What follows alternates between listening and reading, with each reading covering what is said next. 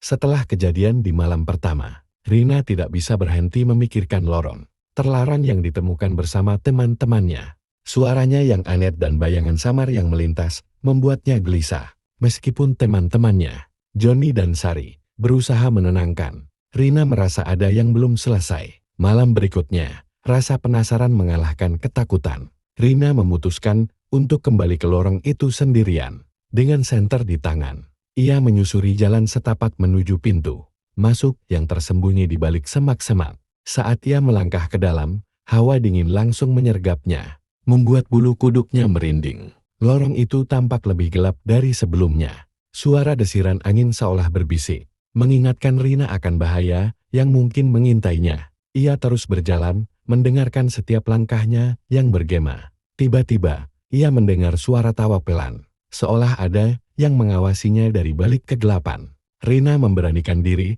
dan memanggil nama temannya, Joni. Sari. Suara eco membuat namanya terdengar lebih jauh, seolah lorong itu menyerap suaranya. Ia melanjutkan langkahnya dan melihat cahaya samar di ujung lorong. Ketika Rina mendekati cahaya itu, ia melihat sebuah pintu tua yang terbuka sedikit. Dengan hati berdebar, ia mendorong pintu itu dan masuk. Di dalamnya, ia menemukan sebuah ruangan yang dipenuhi dengan barang-barang tua dan debu. Di tengah ruangan, ada sebuah cermin besar yang berkilau meskipun tertutup debu. Saat Rina mendekat, bayangannya di cermin tampak aneh, bukan hanya mencerminkan dirinya, tetapi juga sosok gelap di belakangnya. Rina berbalik cepat, namun tidak ada siapa-siapa. Ketika ia menoleh lagi ke cermin, sosok itu semakin mendekat, dan Rina merasa ada sesuatu yang menariknya. Dengan refleks, Rina berlari ke pintu, tetapi cermin itu memancarkan cahaya terang yang menyilaukan, membuatnya terjatuh.